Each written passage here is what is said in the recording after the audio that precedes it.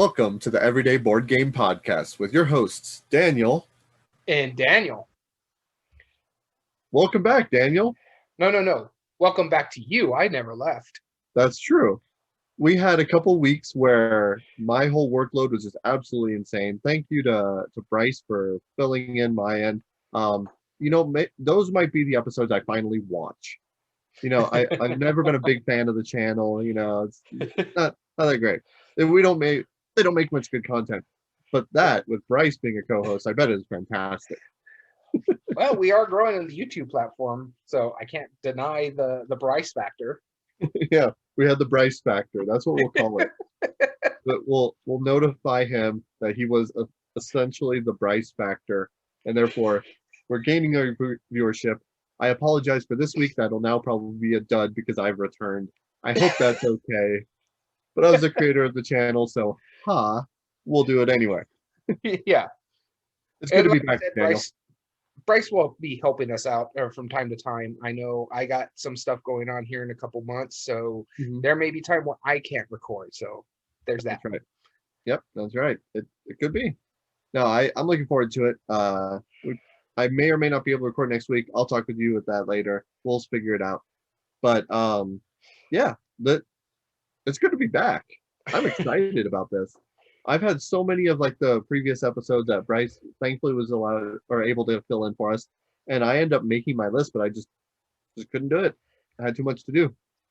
Understandable. No, I mean that's why we brought Bryce on to help us out. We are thinking about changing our banner and stuff like that. Instead of it saying Daniel and Daniel on it, just to say Everyday Board Games for that reason, just in case we have to bring someone in to fill in. Yeah, exactly. It just won't have the catchiness. Welcome with your host, Daniel and Daniel, Yeah, no, I get it. We'll have to scratch out one of the Daniels and put Ann Bryce. And then he'll just wear that shirt. We'll just send in one of the two for whichever backup we need. Convenient. Oh, well, have you been playing games lately? Let's talk about this for a little bit. I played some. Actually, I played some games this past weekend. Got together with some friends of ours and played some games. And of course, I actually been playing Gloomhaven with the wife. But mostly, I think I've only played 3 games: Gloomhaven, and then we played some Silver and Gold. And what's the other one I played? Dragonwood. Just because we went over to go swimming, so we played a couple games before we got into the pool while we were eating lunch and stuff like that. But all in all, it's just been playing Mass Effect. The Legendary Edition just dropped. I talked about it a little bit last week, and that's been taking over my time. Oh, yeah. Yeah, I don't blame you. Darn one-player games. Who needs those? Speaking of one-player games, though, Box 1 by Neil Patrick Harris. Have you heard of it? No, I have not. Phenomenal. You know how much I like escape rooms and puzzles and all that stuff, right? One of the best, if not the best, escape room in a box that I've ever played. That's a really high accolade. I can't tell you how much it is. It's an escape room designed for one person. It's kind of an escape room. And the things that it does is brilliant. I won't spoil it. I just want to tell you right now, Daniel, go get it. If you haven't played it, or I can lend you my copy. You just sit down by yourself, have a few hours.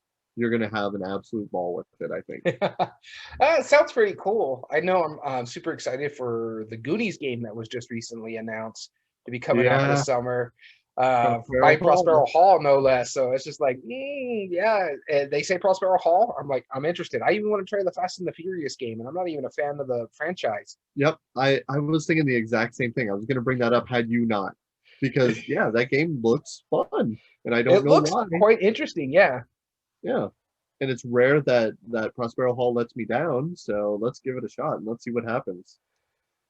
Oh man, yeah, I actually got some games played as well.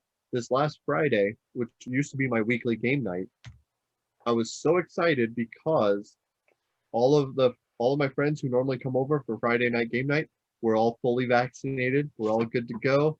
We've gotten CDC orders saying you're allowed to go back to what you're doing if you're all fully vaccinated. There's only 4 or 5 of us. 4 a.m. is when everybody finally left. 4 in the morning. That's how much apparently we all missed it. We played like 6 games. It was so good. Dang. Yeah. I played 3 games of Gloomhaven that in like the 2 smaller games I mentioned. So I played 5 since Wednesday. 5.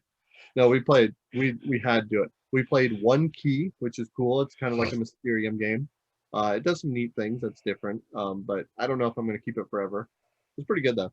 God, we played so many good stuff. Some of them were just like back to basic games, like ones that we had played a long time. We played Bullet. That was really fun. I got to teach them Quacks of Quedlinburg for the first time, which they had never played. Nice. And I'll give props to Quacks of Quedlinburg because that was one of the few games where they actually like, and I'm gonna blame them. They spaced out during part of the rules, and they were only pressing their luck to a total of 7 or 8 or more total chips, not just cherry bombs, but just total. And they were like, kind of like, how are you getting so many? You have like 15. I'm like, I only have like 4 white chips. That's it. And they're like, what are you talking about? I'm like, look, the thing I pointed on. It says higher than 7 white chips. And they're like, oh, huh. And they still caught up to me. Halfway through the game, it didn't matter. They still caught up to me. And they're like, okay, yeah, it's fun. I'm like, because I told them, I was like, in all honesty, I've seen this before. Just because I'm ahead right now does not mean I'm going to win. In fact, no, it's happened several times since we played. Yeah, yeah. Almost always, I'm a long leader, and then whoop, everybody just jumps right past me. Well, it's funny in our game group. It actually has a nickname to that. It's called the Dom effect because and it all started. We've told the story before. It all started when we were playing Lewis and Clark over Board Game Arena, and our mutual friend Dom went all the way back to basic New Orleans. You and me were up in the mountains, and then he just like, I don't know, he got a motorboat or something and just sped right past us. Right? Yeah, we have no idea. It was a human cannonball at some point. It was bizarre. And he's done that so many times to us that it has its own. Right? It has its own thing. It's like, yeah, it's like, I feel like not scoring points for the first half of the game because why not? Let's see if I can still win. And yet he does. Yeah, what does that say about us as board game players? We're consistent. If nothing else, we're consistent. It's about the best I can say, though. Oh, goodness. So, Daniel, we're going to do this a little differently this week, right? Yes. We did not post it on Facebook, so let's hope there's no ties. I don't think there will be. But I don't think there will be. Yeah, it'll be pretty straightforward. But we're going to be doing a top 8 debate for Cthulhu Mythos games. But before we do that, normally this time we would talk about all of the people's honorable mentions that they added to the list, which we can always assume is Cthulhu Death May Die, other games that you would imagine are obligatory Cthulhu games. They're probably on the list. We've talked about them many times before in other honorable mentions lists. But there was an announcement recently that we want to bring up and we want to discuss for a little bit before we do so. Take it away.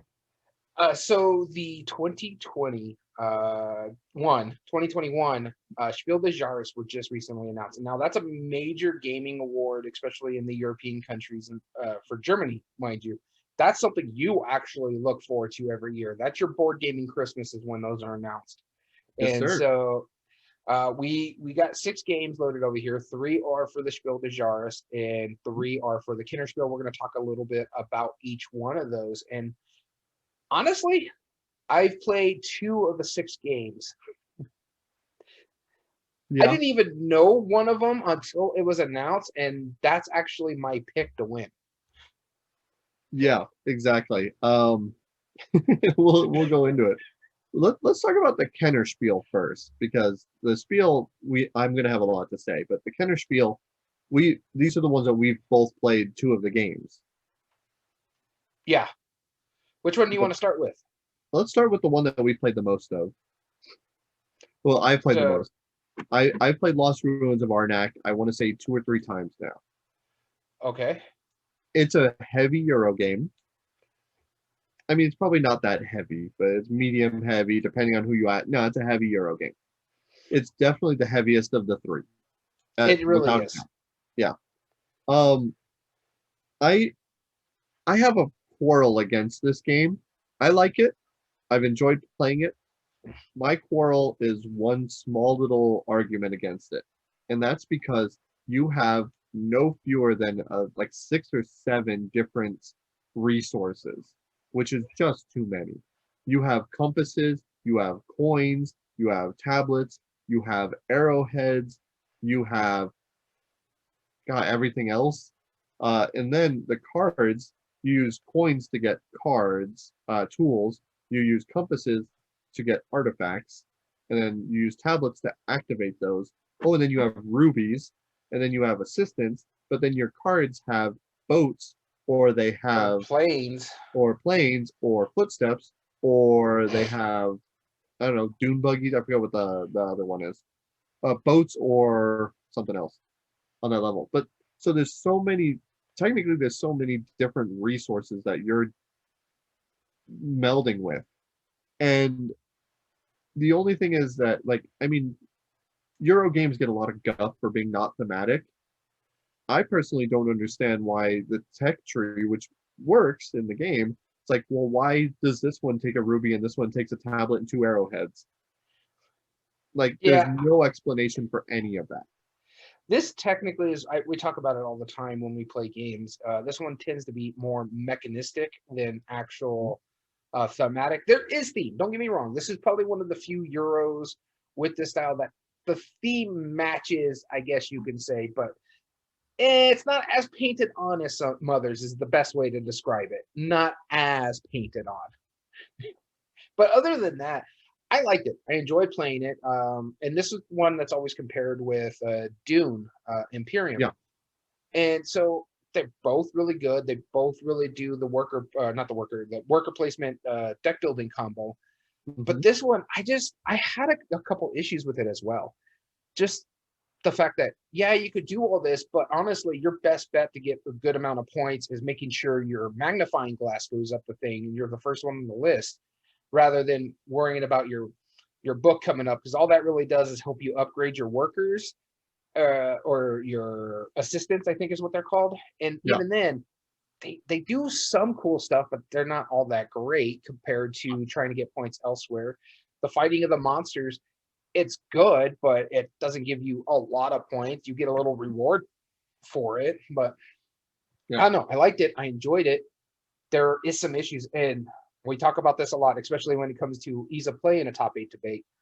It's the iconography. There is a lot that you have to remember.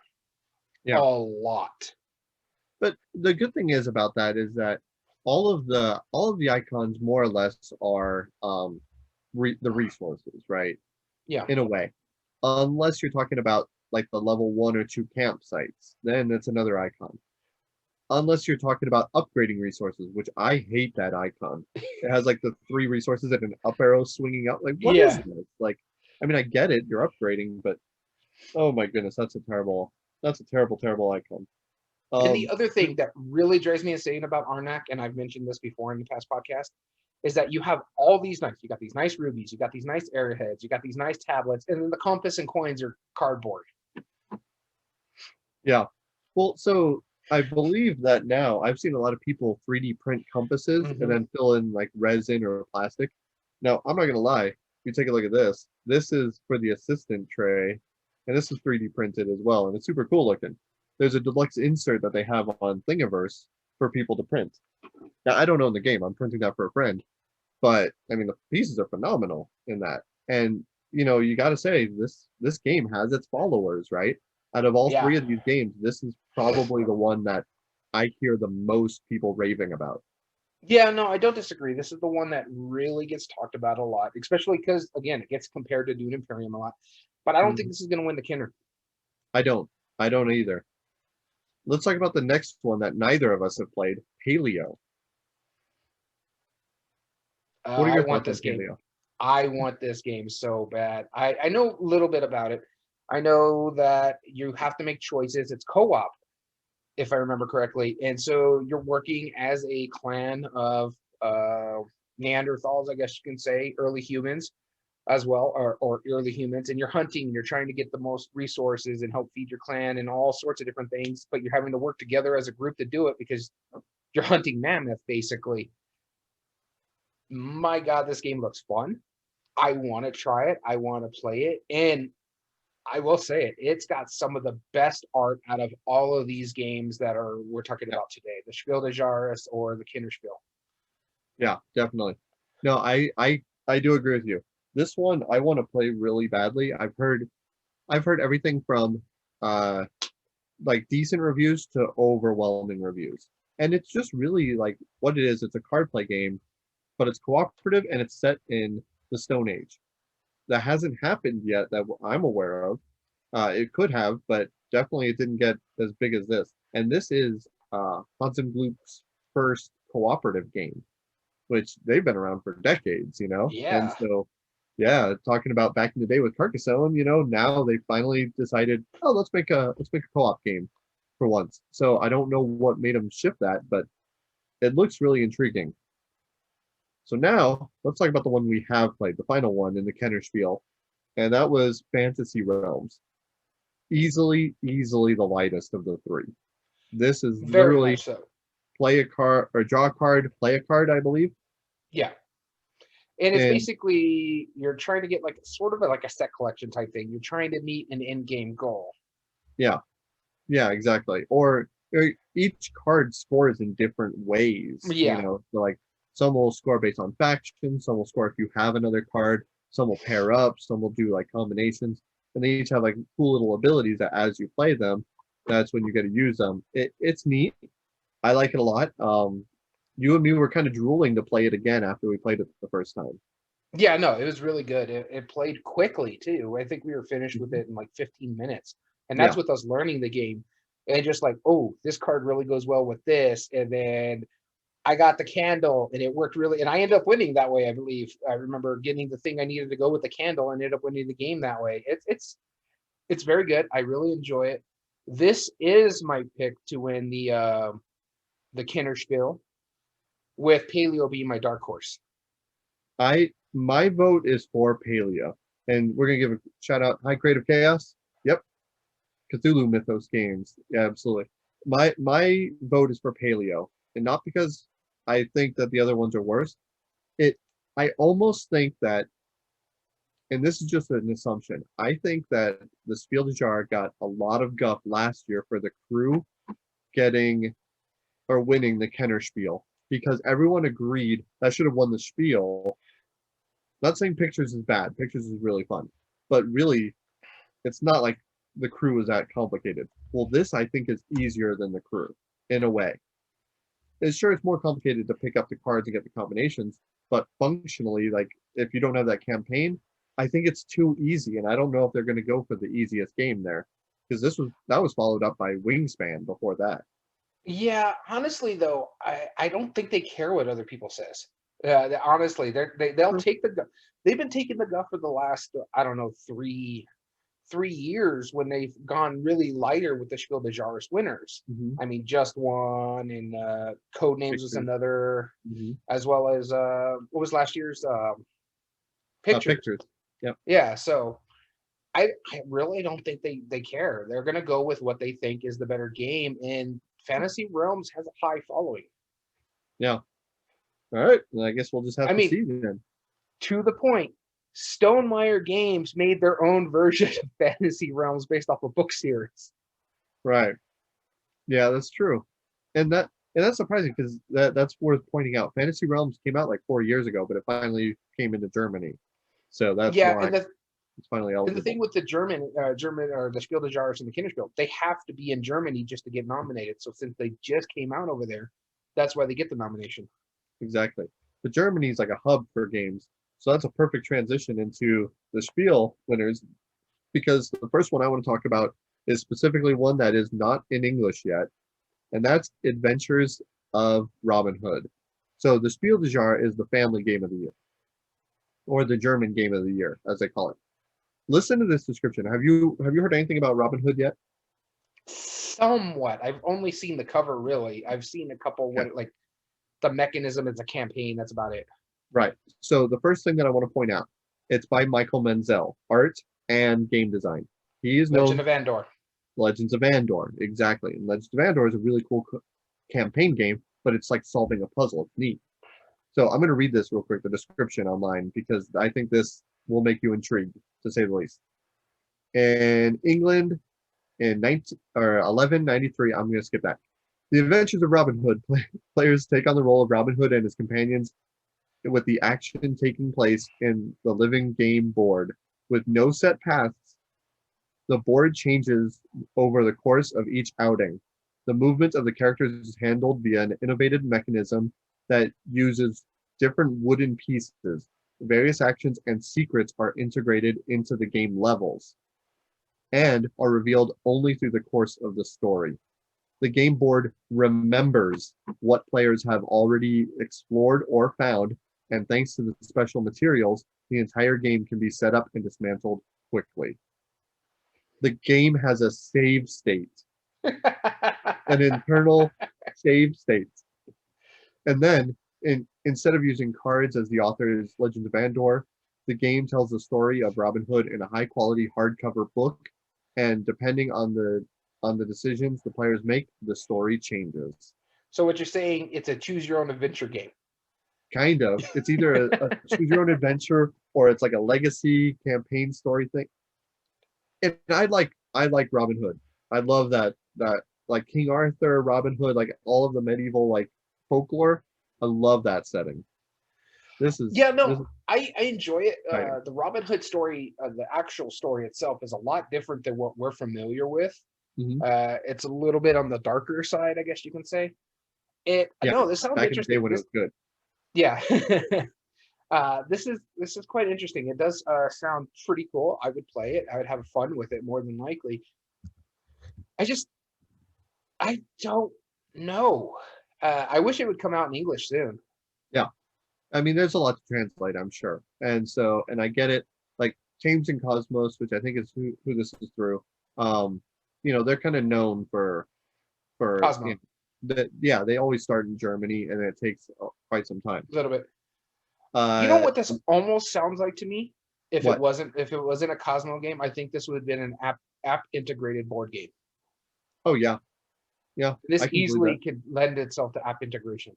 Yeah.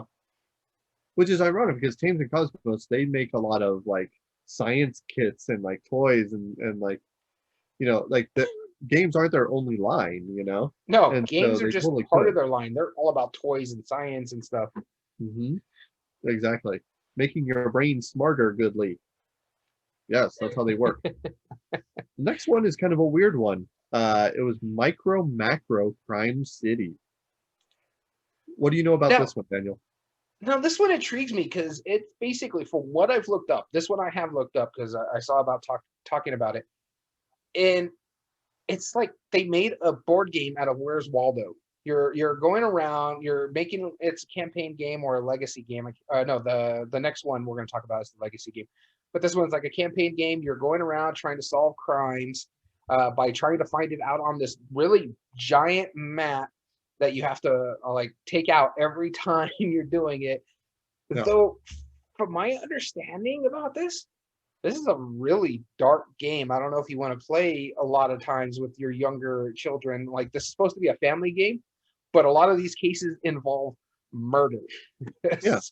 And one of the cases is literally find the dead body. Like, that's all it is. Just find the dead body. Like, that's kind of dark, but yeah, it's a bit dark. But from everything I heard, people really like this one. Yeah. This reminds me of an old Spiel winner, and I don't know if a lot of people remember this. It's Sherlock Holmes Consulting Detective. And so if you think about it, that gives you a giant map of London, and really it's not super necessary in the game. But you can kind of keep track of like where you've been and what you've done, but really the map is just kind of there for reference and you're reading books. This is kind of like a more integrated version of that. So if they're trying to go back to their roots, this might not be a terrible option. It also has a little bit of Scotland Yard, which won in like the 1980s. Yeah, no, it's interesting. This is actually my pick to win the Spiel des Jahres, just with everything I've heard and the grumblings. Um, I could see Adventures of Robin Hood would basically be like my dark horse coming out with it and winning. Mm-hmm. But I've seen other people say, including the Dice Tower, they gave the love to Legends of Andor, so they might give the love to someone else this time around. And I'm just when the Spiel was nominated or came out, this is the groundswell one I heard a lot about. Yeah. The last of the three is called Zombie Teens Evolution, which is a sequel to Zombie Kids Evolution. Now, I don't think you've played either. I've only played Zombie Kids because I bought it specifically during the lockdown. I think this was one of the first games I bought after everything was locked down. And that's because I wanted to spend more time with my kids and playing a game like this. And it Zombie Kids is a tower defense game where zombies are moving around and you're just trying not to run out of zombies. If you run out of zombies and you can't place them, you lose effectively. That's about it. All you do is just take a couple actions, which is either move and then remove up to 2 zombies, and then that's it. This takes that same idea and makes it like more of a game. They're kind of like spiraling around the board, trying to get into the center, moving around the areas. There's neat components, but what most likely or the most interesting part of it is that it's like it has 14 envelopes, 10 of which are unlocked throughout the course of the game as you play, and 4 of them are achievements, where if you gain certain achievements, then you unlock those as well. It's basically a kid's legacy game. The original one was super easy. This one I haven't played. It looks fun, and I did buy it because I know how much I think my kids would like it. But my kids were dwelling on the original one, Zombie Kids, and getting pretty bored because we pretty much solved it. And we were just waiting. We were playing it to unlock stuff, but there were times that we played it where we're just grinding now, like in like a video game. Yeah. It sounds interesting. I don't know if it would catch my attention. If your kids were getting bored with it, I think I'd get bored with it. Well, they were getting bored with Zombie Kids Evolution. Oh, that's true. So, but this is it's just more of a more higher family rate. I don't know much about it though. That's the issue. Yeah. I'm excited to play this. I'll have more thoughts on it. Hopefully I'll get it played before the Spiel nominees are announced. And that would be cool. But these are the nominees. You mean the winners? Oh, when the winner is announced, right? Yeah. Yeah, and I agree with Creative Chaos. Yeah, grinding on things for board games, it isn't as fun. And that's because the way it works is it has basically a time track on the back of the manual, and you get a sticker for every time you play it. But then you also get another sticker for every time you win. So the more you win, the faster it goes. But if you're terrible at the game and not planning it, that's gonna just every time you play, you have to play 4 or 5 times at least to unlock the next envelope. And so, I don't know, it's weird. Or legacy style games have been nominated before with My City. Yeah. So I don't know. We'll see if it goes through. I'm not sure, but I'm excited to play it because I've been looking forward to a gamer version of Zombie Kids. Yeah, I can see why they got bored as well. The grinding part of it, especially your kids aren't that young, but still, No. Yeah, I don't think it would challenge your son really, especially with the way he thinks. No. It was mainly just me and my daughter played it, and that was about it. But yeah, but like it would reward you, like if you unlock certain things, like when you play with 4 players, when you play with 3 players, when you played with like 6 unique players, because you keep track of who you played with each time, like you get unlocks and stuff. So it kind of encourages you to try in different ways. It's okay. Yeah. So what's your pick? What it is. Yeah. It's fine for what it is. That's all that matters. All right. Now, are you ready to go into the tentacles? Blah, blah, blah. Yeah, we'll go to that in a minute. What's your pick of the Spiel? What do you think is going to do it? Oh, I was trying to avoid it. Okay. Judging from what I've seen, my vote is going to be the simplest of the 3, and that's probably Micro Macro. Even though it is kind of dark. I mean, but the other one is zombies, so I mean, how dark? No, I agree with you. That's my pick as well. It's Micro Macro. It's at the rate they've going, they usually go with the simplest game. Well, yeah. Yeah, pretty much. So why not Where's Waldo the board game, right? It's simple. Exactly. But I'll make a further pick and elaborate on it once I played Zombie Teens and see how that evolves a little bit. Yeah, well, we'll see how it goes. Let us know. But let's get into Cthulhu Mythos games, the top 8 debate. Yeah, how have we not done this already? Because most of the games are Fantasy Flight, and we already did a Fantasy Flight version of it. Solid argument, and we're going to be arguing about, no fewer than 4 of the 8 games have the word madness in the title. So yeah, need we say more? So we'll talk about all the madness and the horror. That's what some people say about our podcast. Oh, madness and horror. Yeah. What that's gonna be and this is anything with the Cthulhu theme integrated with the game. It's actually a category on Board Game Geek where you go into any one of these games, and it'll say Cthulhu Mythos, and that's gonna be the list. There was like thousands and thousands of games listed, but a lot of them were just like different versions of like already basic games. Yeah, and which we have one of them on here. Yep, which we do, and it's more of an expansion, but it's an expand-alone too. Yeah, and utter madness. Absolutely. Yeah, no. So it's going to be interesting, as always, on the YouTube side of things, as well as the audio side. A link to the actual Board Game Geek website where we got it will be in the description below. Okay, sounds good. So our first one. Our number 1 seed, Mansions of Madness. 2nd edition. Going up against our 8 seed, Tower of Madness. Tower of Madness. Singular Tower of Madness. Yeah. Doesn't need a multiple neighborhood, all right? It's just a single tower of said madness. Our number 2 seed, Eldritch Horror.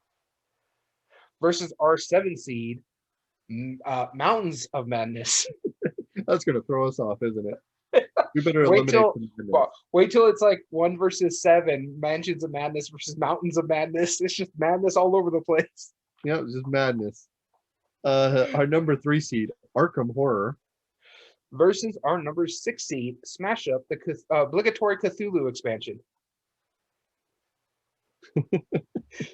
And number 4 seed, Elder Sign. Facing our number 5 seed, Tides of Madness. Yeah, not so fast. Granted, they don't all have madness, but a lot of them do. But all of them have madness, just not in the name. Right, exactly. The lone one that's the non-strange one is Elder Sign. That's kind of the outlier. Now, granted, Smash Up, but it says Cthulhu in the name, so yeah, obligatory Cthulhu expansion. Obligatory Cthulhu expansion. Yep. So, but the thing about the obligatory Cthulhu expansion, it's got madness in the game. That's true. It's literally cards that get fed into your deck. I forgot about that. That is a good point. That's just silly. All right, so let's get into it. We have some honorable mentions that we would like to bring up. Like I said, we normally bring up our watchers' honorable mentions, but we forgot to post it on Facebook. Well, and we weren't even sure if we were going to record today. That's true. That's very true. So we have, I'll go ahead, or actually, shall we decide with the Coin of Doom? Mm-hmm. Or in this case, the Coin of Madness. The Coin of Madness, that's right. All right, I'll use a dime this time around because that's more maddening. All right, I'll start it off. My number 3. 1 second. Creative Chaos, you think you're going to get lost? I think we're going to go mad with all the madness. Right. Isn't that? No, wait, we don't have the copyrights for that. We're working on it. My number 3, Pandemic Rise of Cthulhu. And that's because you haven't played this, right? No, I have not. Yeah, and that's why it wasn't on our list. It would have ranked high enough. I was just checking. I don't own it, but I have played that one. It's neat. It was the first pandemic that used a fictional theme as far as what it's going, and you're basically trying to stop Arkham from overflowing with cultists. Now, what was cool is that, unlike the regular pandemic, which has the 4 different diseases, this was also the first one that had a single disease, which were just the cultists. You ran out of those, you're done. And you also only had 24 spaces on the board, which is half as many as normal pandemic too. But essentially, what they're trying to do is they're trying to overflow the board, take over Arkham, and raise an elder. You have to prevent them from doing that by closing gates and stopping them and getting rid of them. I wanted to say treating, but you don't treat cultists. Yeah, it's fun. It's not super different. It's lighter actually because there's fewer pieces, but it works well. In normal pandemic, like right now, a lot of people I think don't want to play it anymore, at least not for a while, just because After of having to live through one. yeah, because we just lived through one right now. Where this is a good alternate if you like the Cthulhu mythos and you like cooperative games, which a lot of Cthulhu games are. Or This just is not a the bad pandemic gameplay. Yeah, yeah, the pandemic gameplay, it actually works pretty well in it. I did have a really fun time in playing it, and that's why I am bringing it up. My number 3, Rise of Cthulhu Pandemic. All right, so my number 3 here is actually something I haven't played. It's something that's intrigued me, and I go back and forth because it's made by, or it's inspired by Martin Wallace's A Study in Emerald. And I go back and forth with Martin Wallace games. I really like some. I've only played a few, and it's just like it's hit or miss. But this one looks interesting, and that is Australia with a Z instead of an S for some reason. Now, I've looked at it. It's a set in 1930s, I want to say, like right before World War II. You're doing a lot of construction. From what I'm reading here, it also has like action retrieval, hexagon grid, network and route building. Your military units trying to protect from an old one waking up. So it looks interesting. I just don't know. I've played a lot of Cthulhu games, as you can see here, that I don't know if I need another one. You know what I mean? Yeah. Yeah, it looks fun, but I've never actually gotten the chance to purchase it. I've never found it in the wild to purchase, and even then, I don't know if I would. Our local barns had it, but it was never on sale. And that's what matters. If it was on sale, I'd consider it. I'll try anything if I can catch a deal on it. I bring over free games all the time, and you're not always that excited. Yeah. All right, because they're not free. 2. My number 2 was another retheming of, I call it a modern classic, but they took the original theme, which was fairly non-existent, and added a Lovecraft theme onto it, which is also kind of non-existent. That's Lovecraft Letter. And they took Love Letter and added Cthulhu into it. Now, here's the thing.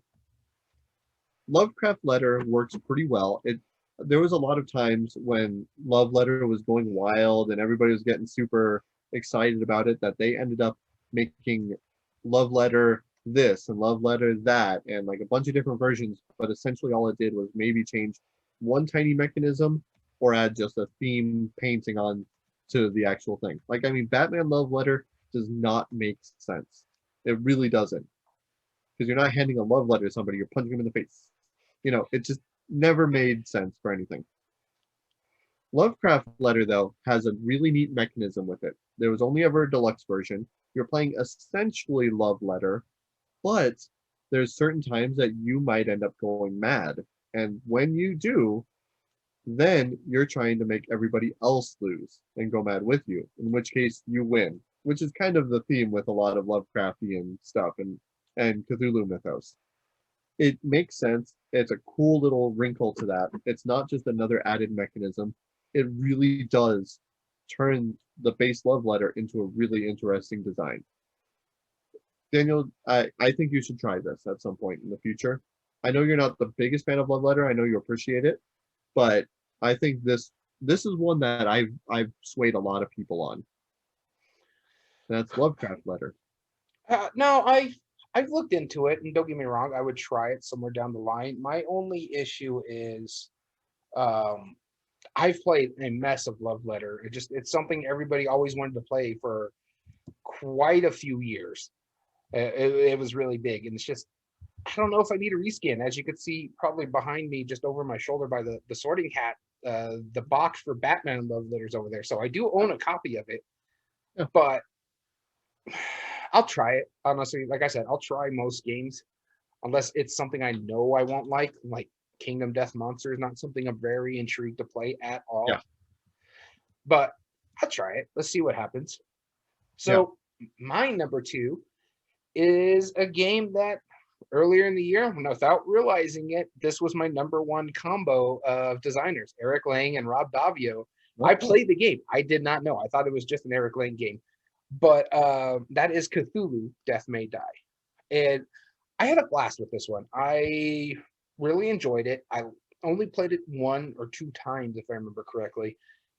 It's fun. It's got a lot going on. And I do have to say, though, they went a little overboard with the minis. When you have no space in one room because it's just full of these giant minis and your character minis and you're going to fight out of that room, it's just crazy. And I'm like, it's cool to look at and it's fun. It's going to get people's attention, but it's just like, there's so much going on that you're not really seeing how the game is going. Yeah. Yeah. No, I do enjoy it. I had a good time with it. It's a fun game. What I really, really like about Cthulhu Death May Die, and seriously, a lot of people have issues with Cthulhu in general because of H.P. Lovecraft and who he was and how his character is. However, this is just using the gods, the old ones and stuff like that from H.P. Lovecraft lore, but they made their own story with it. This is their own campaign. Has nothing to do with any of the books. They made their own lore for it, and I really like that. So if you have an issue with any of those other games for that reason, then check this one out. Cool. And my last one, I'm going to give a spoiler alert. So we'll limit this to about 2 minutes, and I'll tell you when. But if you do not want spoilers, I'm not even going to say what the game is. All I'm going to say, or I will say what the game is, but I'm not going to give away any part of the story or anything like that. But Daniel, you probably didn't know this about this game, and I know you've played this game, so it's technically a spoiler that there is Cthulhu elements in one of the campaigns. So if you don't want to hear about it, just shut the audio off for the next minute or two. All right. With that warning being said, Time Stories. And it's my number 1 honorable mention, and that's because Time Stories is a phenomenal game. I'm not going to say which one it is, but there is one of the campaigns, there's like 9, I think, total, that does have some Cthulhu elements in it. Have you played that far, Daniel? Yeah, I totally forgot about that, but yes, I have. Yes. And I don't even think it's listed the expansion might be listed on Board Game Geek, but I don't think it is.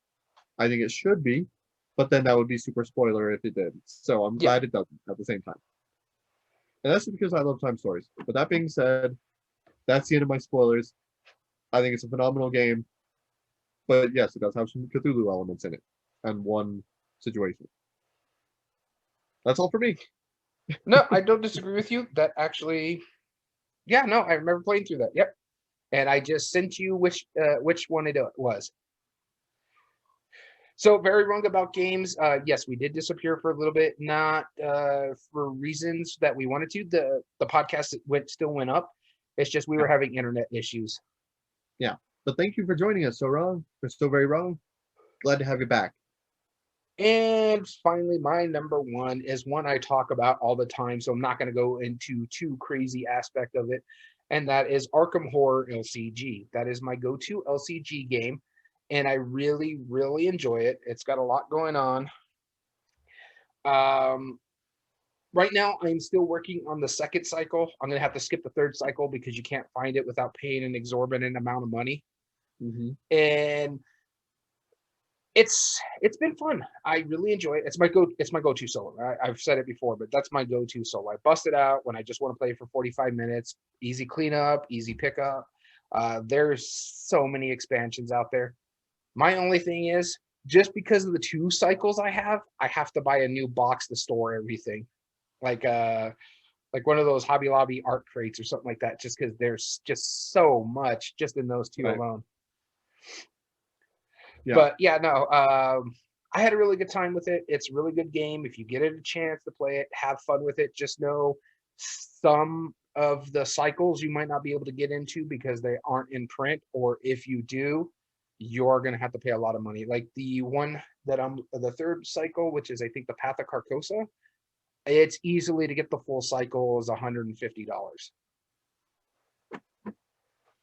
No thanks. Exactly. I don't spend that much for games. No way. Ignore anyway. Yeah. No way. Not a chance. No, I've seen how you get games. You don't pay $150 for one thing. True. If you're paying $150, it's because you got like 150 some odd different things coming in. Yeah, exactly. That's true. It's normally per dollar. Game per dollar is my exchange ratio. That's what I try to go. Pretty much. Oh, that's silly. All right. Are you ready to get into the debate, Daniel? Oh, I am. It's been a while since we had a nice little debate here on stream. So yeah. Yeah. Streaming debates. I love it. Let's get it. This is right off the bat. We're getting weird. All right. Mansions of Madness 2nd Edition versus Tower of Madness.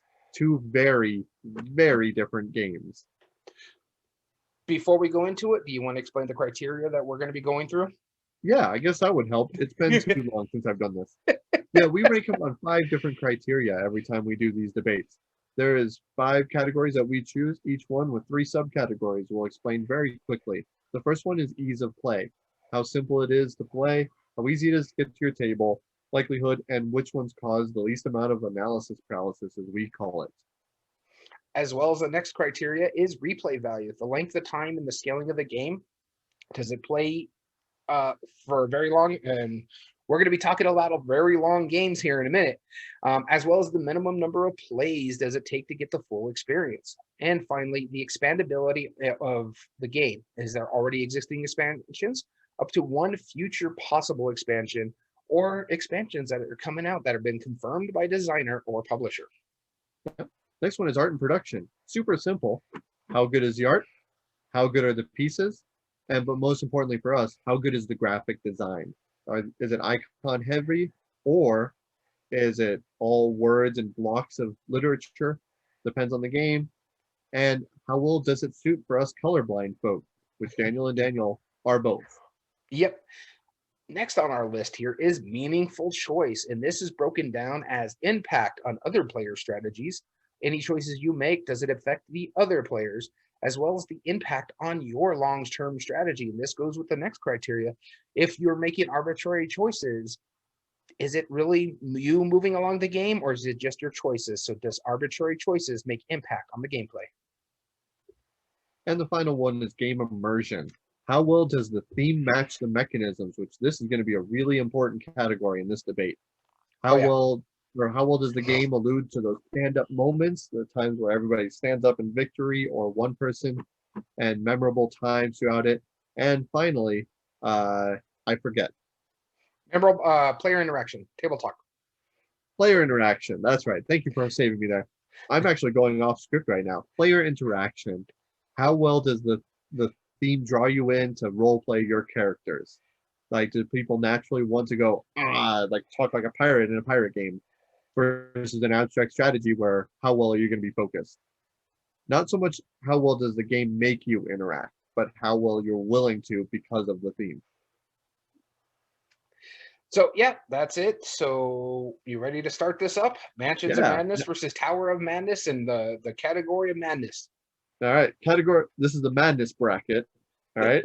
So Daniel, go ahead and bust out the cup of doom, and I have the coin of doom, or the coin of madness. Sorry, my mistake. And Daniel, you will be starting us off on this first one: Mansions of Madness versus Tower of Madness. And it's funny because I got the one I least remember, Tower of Madness. No. Now, I do have to say this. I did play it once. I do remember it vaguely. There's a lot going for this game. And just reference, Kurt Covert of Smirk and Dagger is a friend of the show. We have interviewed him on here before, so we're going to try to give this as much due as it deserves, but it's going up against a really good game.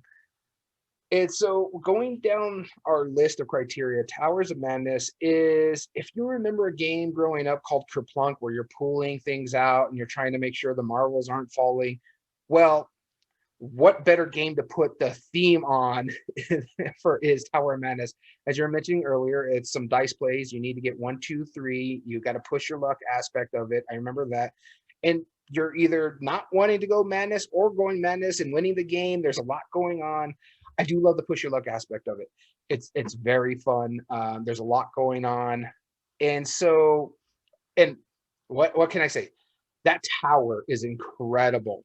If we're talking art and production right there alone, this should win it, because that production is top notch. The little sticks that you get in Kerplunk are tentacles in this game. They're really nice. They're really good pieces. I'm not gonna lie, this is probably my second least favorite game on this list. I like it, but it fits the theme, but not as well as some of these other games. And you know what's interesting? This is probably my second or third most favorite on this list, because it's really up there. I mean, it's just silly. The whole point of it, it's a Cthulhu theme. It's silly. I mean, it's absolutely absurd. I'm going to have more to say about it here in a minute, because my argument is going to be for Mansions of Madness, which, in all honesty, this is the quintessential Cthulhu game. It took everything from a lot of the games that Fantasy Flight already did well. It took the theme of Arkham Horror. It took a lot of the mythos from there. It created a technology-based app integration for it, so the storyline is brilliant. And it can constantly be added to without the need of new components, which sometimes they will make scenarios for it. Everything is modular. The pieces themselves are mostly pretty good, you know. I have a problem with the stands a little bit myself, but that's a minor thing. It's just a small argument, just because I don't like the way the stands cover up information. They kind of had to produce that way. But the app integrates puzzles. It has fun integration, but then really your turns are really simple. You're just kind of moving around or like exploring things, just interacting. Sometimes there'll be puzzles, sometimes there'll be monsters that you fight with. That's really about it. It looks way more difficult than it actually is. It will play a little bit longer for some people. Just be aware of that. A lot of madness here. Tower of Madness will be the shorter game, but Mansions of Madness is a really, really good one. Yeah. Just because you already kind of said it, it is kind of the granddaddy of it. It's very simple, but Mansions of Madness has a lot going for it. And with the campaigns, I think it will have to move on. Well, the thing is, Mansions of Madness does not have campaign. It's scenario-based, so you're just playing different scenarios as you go through. You're thinking the campaign of the Lord of the Rings reskin. That's a campaign. True. That's true. Well, I mean, don't they follow a storyline, if I'm not mistaken? Not really. Okay, well then, scenario-driven. But I do want to give more of a shout-out to Tower of Madness, just because I really love the push your luck in it. I love the fact that everything turns. Everybody's trying to get the most points by getting these, Cthulian locations, and you're basically pushing your luck with these dice. But when you pull that marble, some good thing, or the tentacles from the tower, some good things happen, some bad things might happen. You might destroy the world. It happens. But if you get a certain number of madness marbles, you go crazy. And what's funny is that when you go mad in this game, then if you're the one who causes the end of the game, like normally you can't win at that point. You're technically eliminated unless you cause the end of the game, and therefore you win instead, regardless of the points, because you just ended the world because you've gone mad and you're a cultist. That's amazing. That's hilarious. No, I don't disagree with you. I find it silly fun. It's really good, silly fun. So I don't hate any of the games on this list here. Usually there's a couple I don't like. I actually really enjoy all of these. I know there's one that you don't like on this list. Yes. And that's because of the game itself. Right. Exactly. There is one that I just genuinely don't like, and I'll probably be the one to get it. But do you agree Mansions of Madness moves on? Yeah, Mansions of Madness is just. I feel bad for Towers of Madness. Lots of madness here because it went up against a juggernaut. In all honesty. Yeah, I think this could have beaten about half of them. I really do, because it's super thematic and the components are great and it's good fun. It really does have those stand-up moments where one person pulls a tentacle, nothing happens, another one does it, and half of the marbles fall out. Yeah, no, Everybody I don't loves disagree that with when you. that happens. Yeah, believe it or not, there are a couple that I don't like. Few. All right, so Mansions of Madness moves on. Our next round, the Battle of Cthulhu game. It's horror versus madness this time. Horror versus Madness. That's right. Eldritch Horror versus our number 7 seed, Mountains of Madness. Another serious Fantasy Flight campaign style, or not campaign, but like cooperative game versus a completely silly and absurd game.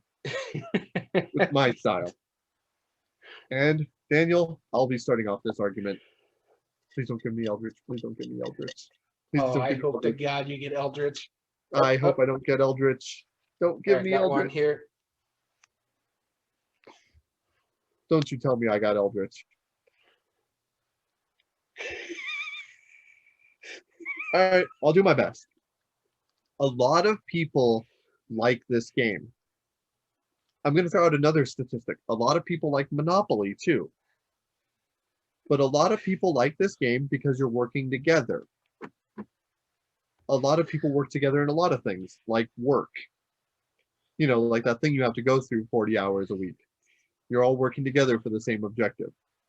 In this game, you are effectively trying to close the gates and solve whichever horror is happening at the time, I think, or whatever elder. You're trying to prevent him from overrunning the world. A lot of the thing is moving around, positioning yourself in the right way, and then attacking different cultists or trying to go through like checks is what they're essentially called. In these checks, you roll dice, and if you roll certain combinations of dice, then that goes on. It's similar to like Yahtzee, except less choice. But I can see why people do it because it has that stand-up moment. There is ways to mitigate it. I'm being facetious, but you know there are ways to mitigate that. My only problem with it is that it wasn't that bad of a game, but we played it for mostly 4 hours, which I wasn't ready to play a not that great game for 4 hours. It's not just that we played it for 4 hours. It was the last game of the night that we played for 4 hours. I had to teach it to you and one other player.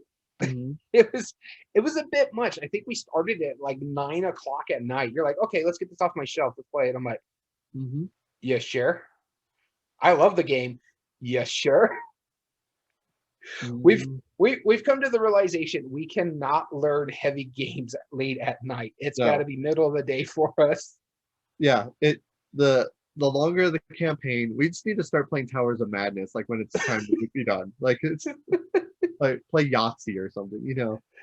Yeah, it's I don't know.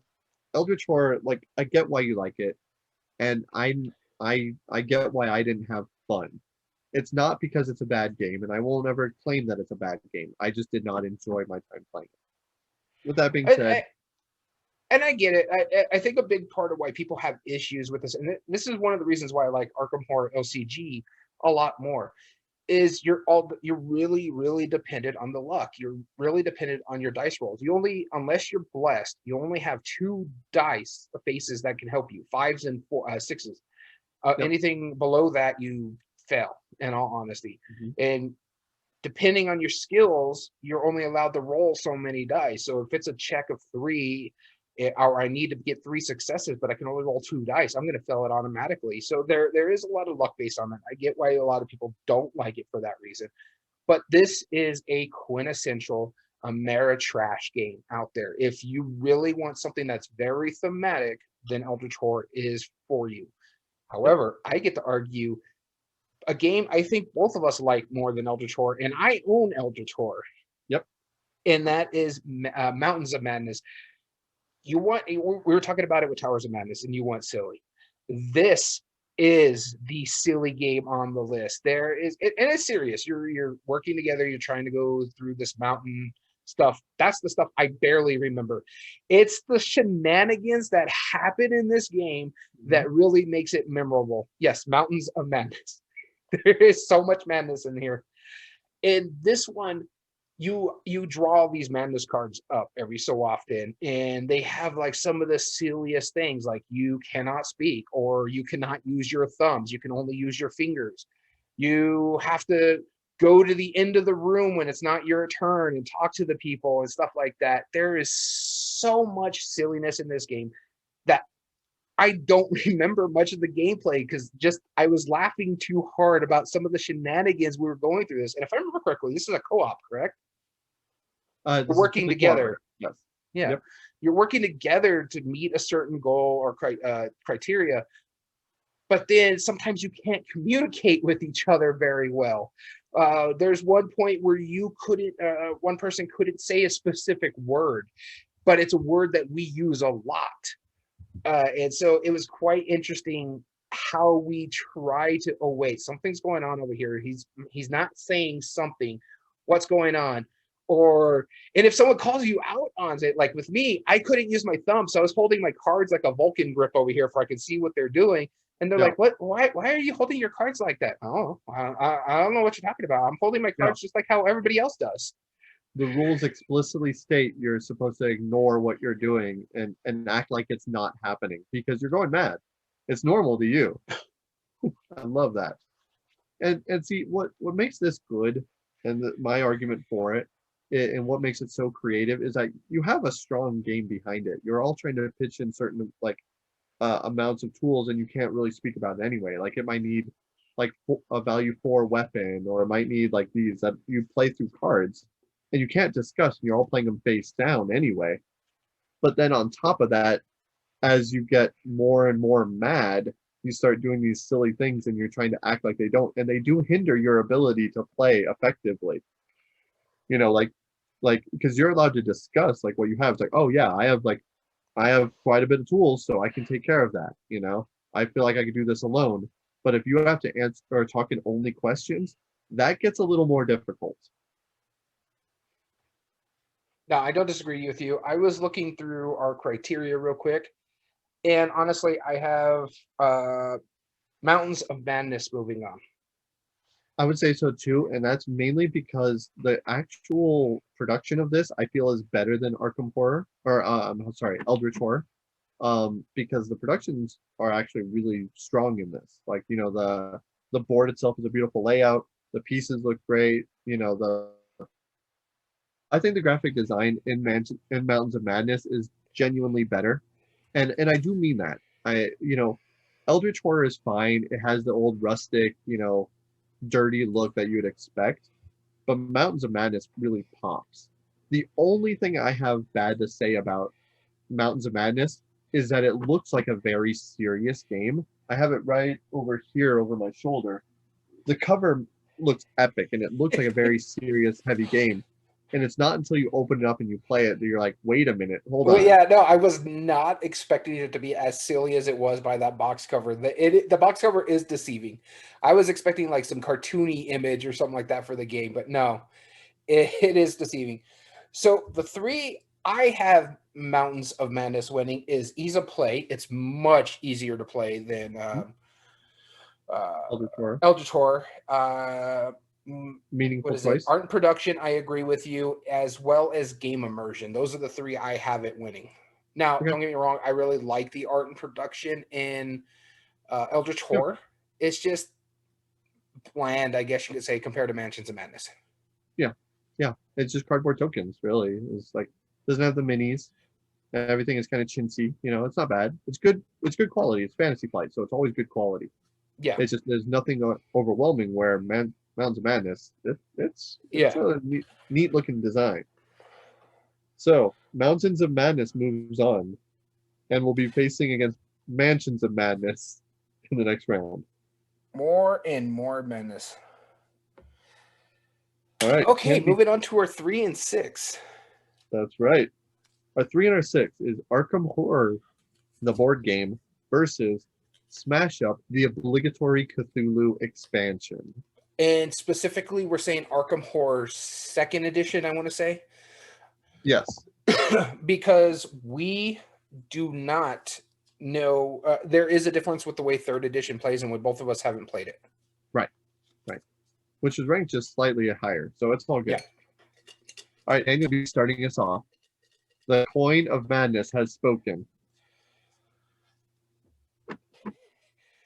Guess which one you get to talk about? Probably Smash Up. Because I get Arkham Horror. Because I'm Okay. starting, you said, right? Yep. Arkham Horror is mine, so Smash Up is yours. Off to the races. All right, so Arkham Horror. Everything we said about Eldritch Horror could pretty much be said the same about Arkham Horror. There's a lot going on. There's a lot of expansions. You're closing gates. The difference is in Eldritch Horror, you're going around the world, whereas Arkham Horror, you're literally in Arkham City, going through like to the precinct and the university and Miskatonic University and stuff like that. It's a really good game. There is, I guess, it's actually a little bit more difficult than Eldritch Horror because a lot of the rules they streamlined in Eldritch Horror to the point where they streamlined everything in the 3rd edition. It's also another very long, grandiose Fantasy Flight game. Another epitome of Ameritrash here, and there's a lot going on in this one. Some of the arts and components are really nice, but it's Fantasy Flight nice, so it's not like they're over the top like you get with some of the Star Wars games. It's just your cardboard pieces. In fact, a lot of the stuff I've seen in this game is because people have upgraded the game with stuff that they can get off Etsy or 3D printers and stuff like that. So it's a bit interesting to me that I really like this one, and it's a very solid game. I just like Smash Up more because it's quicker. Well, up to me then. I actually like Smash Up less, and which is surprising because it seems like the kind of game that I would like. And a lot of other Paul Peterson games that I've played that have a silly idea is that he's made a lot of really fun card games that actually have pretty meaningful thought but are a blast to play. And this is no different. The people who like Smash Up like it for a very specific reason. Because in Smash Up, you take different factions and you take two of them and shuffle them together, and then they work in different ways. Like, so in the base Smash Up, you might have robots and you might have aliens. Another person might have zombies and, I don't remember, garden gnomes, something like that. And they've made so many different expansions. Each expansion has generally speaking, has 4 factions that you can shuffle in with any other Smash Up sets, or you can play it as a 2-player version, where you take 2 of them, smash them together. The obligatory Cthulhu expansion is either their first or second expansion, which now they've reached about 15. No, second. Yeah, it was number 2, right? Yeah, because I think Awesome Level 9000 was the first. Right, exactly. And so everything was very much, instead of having 4 very different factions based on the theme, they just had one theme and had technically 4 factions based off of that. I mean, it was okay. It worked for what it was doing. You know, it's a fine expansion. If you like Smash Up, people rank that one pretty high, honestly, as far as it's a solid expansion. Yeah, it's really good. It's just, I don't know. I'm just not a fan of Smash Up personally, which is surprising, just because it takes a really long time, and it's okay. Smash Up, I have to say this flat out, is best with 3. Don't play it with 2. Don't play it with 4. Play it with 3. It just moves a lot quicker. It's my go-to 3-player game, in all honesty. That makes sense. You know, I'm pretty much even on either of them. I could carry either way. Let's break it down. Horror is good. Huh? Let's break it down then. Let's break it down. Easier to play. Smash Up. Okay. Art production. Art and production. Arkham Horror. Yep. Replay value. Now, are we counting all the Smash Up expansions? Then it's got to go to Arkham Horror. Yep, I wouldn't count it. Would you count it? I mean, it's an expand alone, right? But yeah, it's expand alone. About that. Yeah. I would say let's not count it. Okay, fair enough. So Arkham Horror, and then we have game immersion. This is where I'm a bit torn. If I have to give it to somewhere, I would give it to Arkham Horror, just because Smash Up basically is draw some cards, play some cards, kind of thing. Okay, sounds and see good. what happens. The, Yeah. the cards are very thematic about what they're doing, but if you put it up with some of the other expansions in Smash Up, like the Ghost or something like that, it kind of will take you out of it. Yeah. Okay, then that gives it to Arkham Horror. Moving on.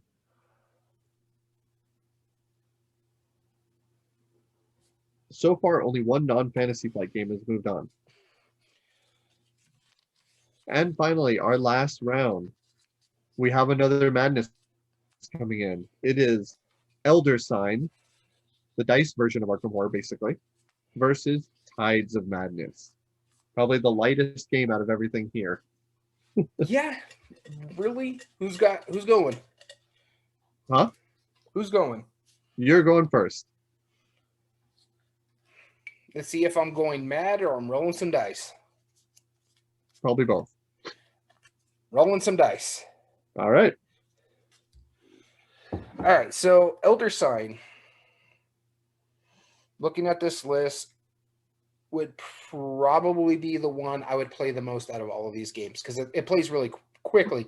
Not as quickly as you think a Yahtzee clone would play. This one can last a little bit, but it's probably the one I would play the most out of here just because it can go pretty quickly, though I do like Tides of Madness as well for its quickness.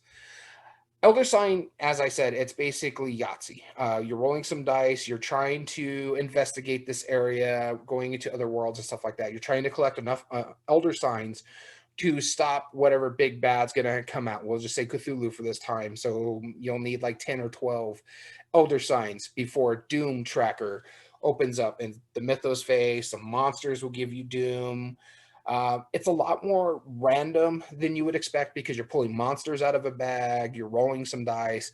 But when it comes down to it, you just go to a location, you roll some dice, you set some dice, and you keep going and see if you can complete a card. If you do so, you get some sort of reward off of it. If you fail, you get something negative out of it.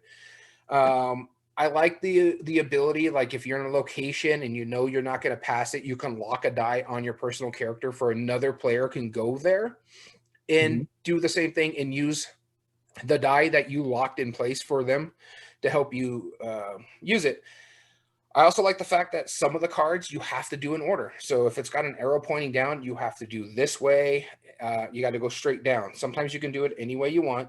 Other times you have to do it in order. If a monster comes up, sometimes you have to fight the monster first, and then you can start unlocking. The monsters will also give you rewards if you defeat them. It's real simple. It's a fun game. There's quite a few expansions for it. And it's probably I'd have to say it's my favorite out of this list. Very cool. Wow. Yeah, it's definitely up there for me. This is in the top 3 for sure. I think it's because I like Mountains of Madness and Tower of Madness quite a bit, but this is definitely one that I bust out quite often. Tides of Madness, though, is an absolutely brilliant game in how it works. It's based off of Tides of Time. Yeah, where it's a drafting game, which the premise of a drafting game is you have a hand of cards. You're going to be picking one of them, and you're going to pass the rest of your cards to the next player. Then you'll get the other one from the previous player, pick another one, and you do that until everybody's picked out of these hands that are rotated. What makes this different than most is, first off, the cards score in very different ways. Certain cards, like we were talking about during the Spiel des Jahres explanation with Fantasy Realms, some cards score based on how many certain symbols you have or how many different of the categories you have. Or if you have a certain number of points just by themselves, or if you have like a set of things, then they score points. And so each time you're playing it, you're trying to gauge how am I going to work out the most number of points and which ones I'm going to keep for my opponent. Because the last final wrinkle in this explanation that makes it totally different, this is one of the few games that's drafting for only 2 players. That's it. Me and my opponent are going to draft these cards, which is normally terrible in a drafting game, honestly. But it's designed for it. So it's designed well. And it's designed well. When I pass you my hand of cards after that very first pick, I know exactly what you have and what's coming back to me on my next turn. I'm going to be able to play this out. and I'm going to be able to count the cards, and I'm going to be able to figure out and hopefully out strategize you and score the most points. I want to say it's broken. I've never seen it be broken.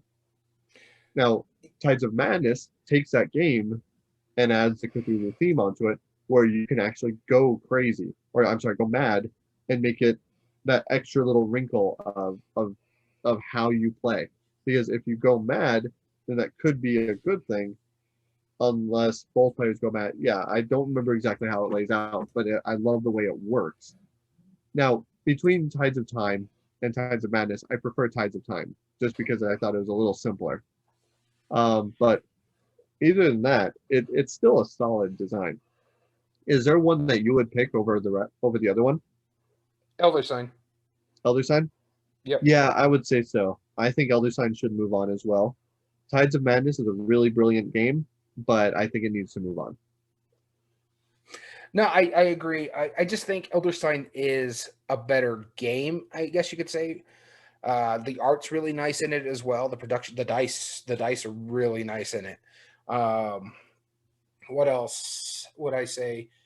I don't know. You just get more into the game. Like if we're talking like game immersion, and talking about game immersion, it really gets you into the feeling more so than Tides of Madness, because basically all you're doing is looking at the cards. Yeah. Yeah. All right, cool. Then Elder Sign moves on. So we have 3 Fantasy Flight games and 1 yellow game. Well, in all honesty, I'm not surprised. Fantasy Flight has done Cthulhu-based games to death. Yeah, I agree. All right, tell us how many votes that they would have gotten, except we're going mad, so we don't have the vote. 0, and 0. All right, let's go into the next round. We have our semifinal round, Mansions of Madness versus Mountains of Madness, the tongue twister round. Daniel, you're starting us off again. Boy, the that coin's gone mad. Yeah, the coin's gone mad. Normally doesn't pick. Okay, let's see. I have to actually read this one. I got Mansions of Madness. Okay. Gives my handwriting. You just saw the of madness part? Yeah, I saw of madness. I'm like, wait, which one is this one? Mansions, okay. All right, so Mansions of Madness, I think, should move on. I just think it's the better game. As much as I love Mountains of Madness, great, silly game. This, if we're just going on game immersion alone, this is giving me hold on real quick. It's giving me the feel of playing Cthulhu game. The app really is great integration. It sets the tone, it sets the theme. You get that ominous feeling just by listening to the app. Not to mention the puzzles are well integrated. You feel like you're talking to a certain character if you're talking to a character, or you're searching a room and something's going on. There's one scenario in this game that really me and Bryce have talked about it, is that you are being swarmed by a mob when you're an Innsmouth, and there's no fighting them because they're too powerful. And so you're running and you're running, you're feeling that tension because of the integration of the app, as well as what you're doing on the board, because you're trying to run away from them. And it's so good. Just on game immersion alone, I think it wins it. Going through it, I think Ease of Play would go to Mountains of Madness, but when we're talking about graphic design and art and production, as nice as Mountains of Madness is, because of that app integration and the way the boards play and interchangeable, I think there's just too much going on for Mansions of Madness for it not to move forward. I give it just 3. I would give it art and production, I would give it game immersion, and I would give it replay value. For which one? Mansions of Madness. I don't give game immersion to it, because I think personally, I would say Towers of Madness, Mountains of Madness would get game immersion, and that's because of one very big thing: the fact that you are forced to act like you're going mad but not acknowledge it, and that directly hinders the game. People play that up like brilliantly, and because of that, when you succeed at each of the levels, that makes it that much more rewarding. Mountains of Madness has way more stand-up moments, hands down, and way more player interaction because it's designed to bring that out in the players. Now, I'm not saying that that pushes it over. I personally think that Mansions of Madness definitely has art and production. No doubt about that. The minis are just phenomenal. I do also think that the meaningful choices goes to Mansions of Madness as well. Mm-hmm. But at the same time, I also think it's easier to play. Really? No, Yes. yeah, I could see that because the app integration just makes it so much Yeah. easier to learn. Yeah, puzzles are one thing, but really you have 3 actions on your turn. You either move or interact or fight. That's really it. I mean, and I do have to say this about the app. It does help you, like if this is the first game, it helps teach you how to play the game as well. So there's that integration as well. Yeah. So with that being said, I do think that I would give the nod for immersion to Mountains of Madness just because that's the whole design premise of the game is to bring out that hilarity and the absurdity of going mad while trying to play a cooperative game at the same time. Because you're all trying to get to the top of the mountain and get out of there. That's the only way you can do it. So, but that's really the only one that I definitely give it over the rest. All right, so we're both in agreement, though in different categories, that Mansions of Madness should move on. Yeah. And eliminate Mountains of Madness. That's right. That's the last madness we have. Will it last till the end? Will it be a madness overall? We don't know. That's the first time that we've agreed on the outcome, but for different reasons. The reasons. Yeah. Yeah. That's intriguing. All right. Our next round is going to be Arkham Horror versus Elder Sign in the final of the semifinals rounds. And now, finally, the coin of madness has chosen myself. Hopefully it gives me the game that I want. It's mad at you for some reason. Yeah. Yeah, it likes your madness better. Arkham Horror. Yes, it's a cooperative game. It's a classic that stood time. You know, it's definitely the oldest out of all of these games because they've gone through 3 iterations. And from what I understand, the newest one is pretty fantastic. Just the way everything's modular and how it works and it's streamlined. But this was kind of like what put Fantasy Flight on the map. This One was of them, yeah. the Fantasy Flight game. And that's because so many people who are into games, who didn't want to play Candyland and Monopoly and all that stuff, they wanted to play real gamer games, really thematic things. This was the one to do because this outstayed all of the other ones. It has that standing legacy. There's a reason it's still on this list and ranked as high as it is. Right. So that's my argument for it. Personally, I don't like it as much as Elder Sign, but there are nods to it that we'll give. As far as game immersion, this definitely beats Elder Sign. Yeah, I'll give you that hands down. Also give you that it'll take meaningful choice out of Elder Sign too, because even though both are dice rolls, your most meaningful choice really is my character really good to go to that location that just flipped up. That's it. That's really your only meaningful choice. Other than that, you're beholden to the dice roll. At least with Arkham Horror, you're gathering resources. You could trade resources. Hey, why don't you go to that location because you're better at it, and I'll go investigate over here. That's where your meaningful choice is. Other than that, I think Elder Sign's easier to play. I think both of them actually are almost equal on expansions. I think Arkham Horror slightly beats it, but I think Elder Signs could hold more, especially with some of the expansions. Minimum number of plays to get the full experience. I don't know. This is tough now that I'm looking through our criteria here. So ease of play. Which one do you think wins that one? Elder Sign. Hands down. Yeah. Replay value. Arkham. Yeah, I'll give you that one. Because I think the only one that Elder Signs gets is the scaling. Yeah, it gets the scaling because there's more expansions and what's our other category on that? Minimum number of plays for the full experience. Yeah. But well, actually that's tricky because like in 3rd edition Arkham Horror, yes, it's a modular board, where technically Elder Sign, it's always modular because it's always cards. Yeah, the thing is with Elder Signs, the only differences really is like some of the bad stuff that the big bad can do, and but there's multiple of them too. There's multiple of them in the base game of Arkham Horror. Not to mention the expansions. Yeah, that's true. The Elders, yeah. Okay, that's fair. So Arkham Horror, Game immersion, you said Arkham Horror. I think so. Yeah, Yep. I agree with you on that one. So art and production. Ooh. Well, that would go to Arkham Horror because the little player pieces, those little tiny tokens, those are frustrating. Those are annoying. Yeah, I agree with you. In fact, I also get meaningful choices to Arkham Horror as well, so it's 4-1. Okay. Well, I don't give meaningful choices to it personally, but 3-1, 3-2 is still, it still moves on. Arkham Horror versus Mansions of Madness. Oh, the horror. Yep. Oh, the madness. All right. All right. Our final madness versus our final horror. Which one moves on? And this, I don't think we'll need to debate too much, but in the way we do our final round, we don't pick a side. We don't argue our case for each side. We simply break down by the categories.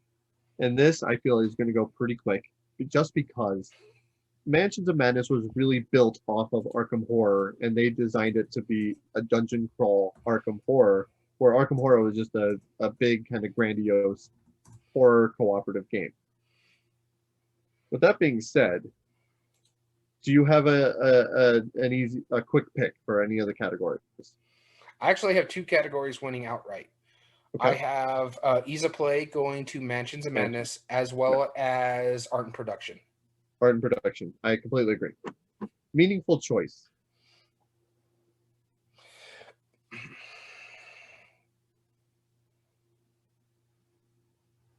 I would give that to Arkham myself. Yeah, there is just a lot more meaningful choice in Arkham.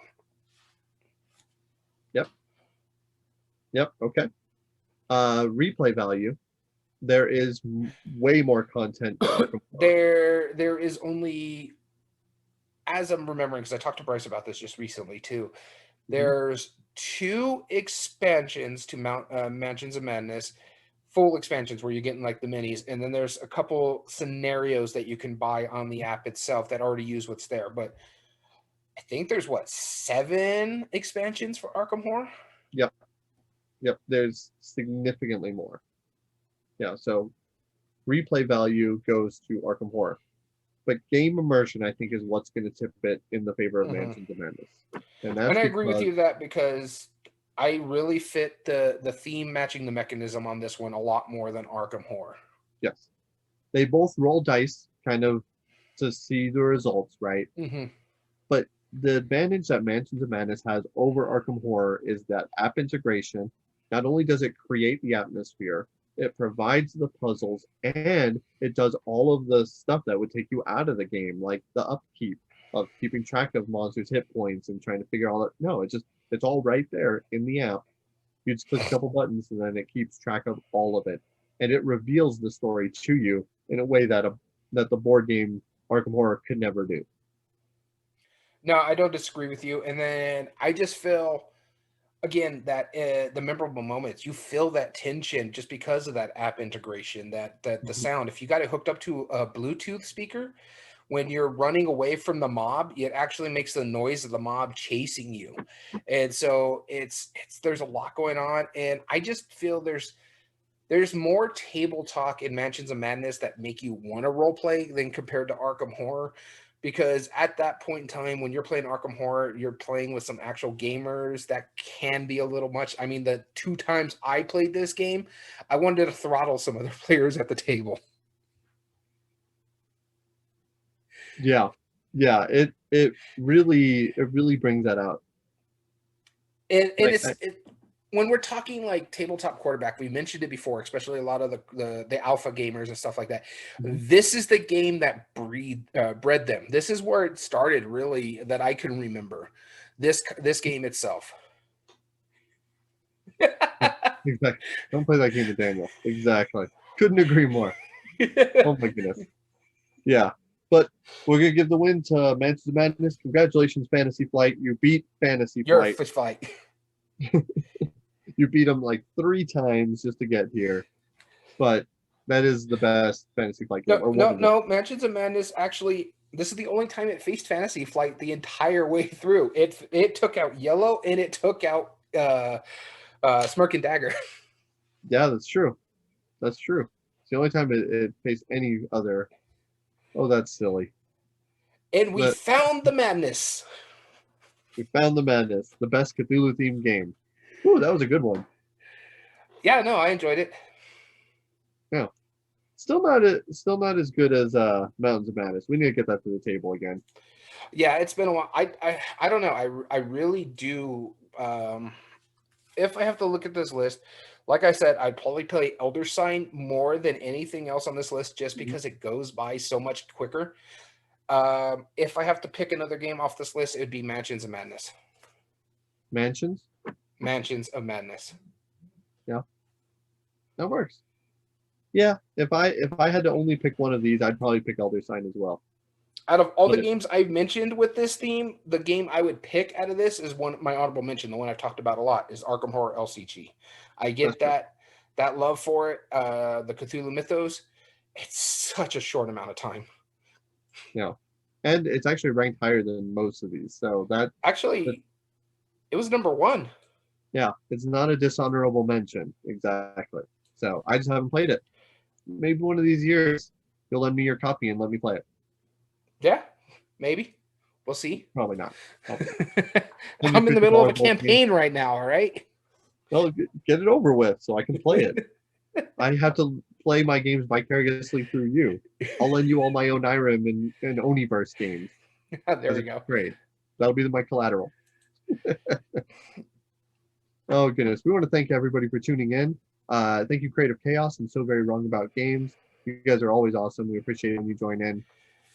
If you ever want to join us like they did, like our awesome viewers, join us at twitch.tv/everydayboardgames. You can also find all video re-uploads on our official YouTube channel, Everyday Board Games 2020. And if you like what we do, please give us a subscribe, as well as liking the video, and comment down below what is your favorite game on this list that fits this category. Doing so helps us grow immensely on the platform. As well as all audio versions can be found on most podcast platforms under Everyday Board Games Podcast. This includes Spotify, Google, Amazon Music, and Podbean. Have an idea for a future episode, or just want to reach out and say hi to us directly? You can. Email us at everydayboardgames2020@gmail.com. As well as you can get in touch with us on our official Twitter account at EBG Podcast. So we want to thank you for tuning in. As always, I've been your host, Daniel. And I've been your host, Daniel. And we want to thank you for listening to Everyday Board Games. Have a good one.